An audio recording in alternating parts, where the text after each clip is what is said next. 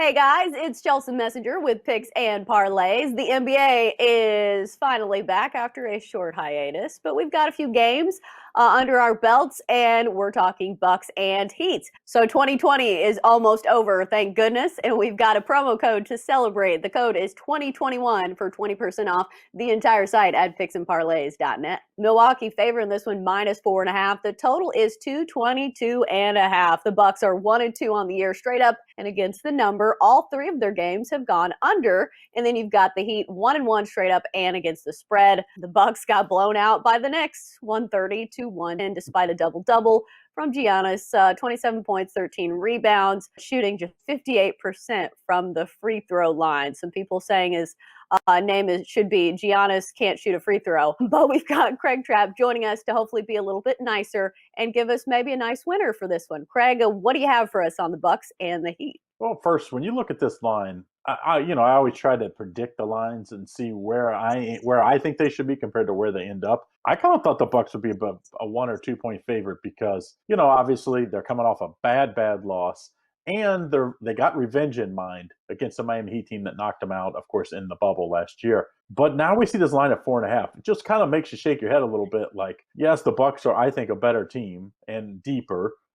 And they have the revenge, but I think it's a little too much. It seemed like, so it almost makes me believe the Bucks are going to win even by an easier margin. Yeah, it definitely looks a little bit fishy, especially since, like I said, the Bucks got blown out by the Knicks, and that's even with Giannis having a really good night as far as putting up points and nice stats. So I'm wondering what the difference is going to be in this one. We know the Heat are one of those teams that were really good against the number when it came to the bubble, a team that's really well coached and plays some pretty good defense most of the time. What do you think is going to be the difference in this one when it comes to the Heat and the Bucks, despite this fishy line? What are some other things you're looking at? Well, the big thing for the Heat is they have to shoot the ball well. Their shooters, Tyler Hero and Duncan Robinson, have to shoot the ball well from the three-point line because Jimmy Butler's not a guy that wants to take a lot of threes or that even has the ability to make a lot of threes. Seems like he'll make them when he needs to in like a clutch situation, but he's just not going to shoot many. So he needs to be able to attack the hoop and be able to spread the floor with Hero and Duncan Robinson is a big key. But also, the one thing that I thought the Heat really needed to add was a little help on the inside.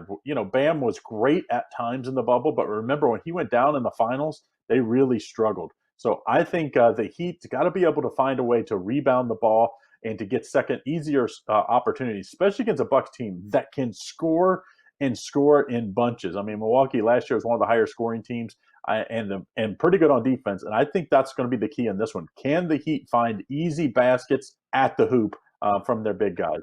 And I say no. That's why like I said, I thought the Heat were going to be an underdog by 2 or 3. I was going to take the Bucks. Now at 4.5 makes me almost like them more. I know that doesn't quite make sense for maybe a novice bettor, but sometimes when the line looks fishy, it's for a reason, and that's the case in this one. I like the Milwaukee Bucks.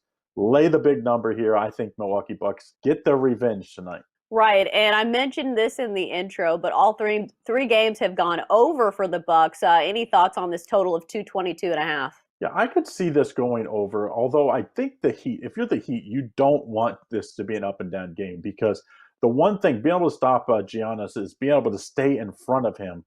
And when he's in the open court, he's almost like LeBron James. Once he gets ahead of steam, there's no stopping him.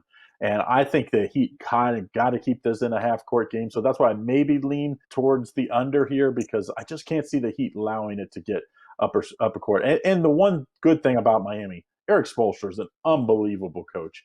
I do think he'll put them in the best spot. I still think they're going to lose and not cover, but I think he'll give them the best opportunity to win. And that, to me, means making the Bucks play half-court basketball. All right, well, that's going to do it for our NBA talk here on Picks and Parlays. Great insight, as always, from Craig Trapp. Craig, thanks for joining us.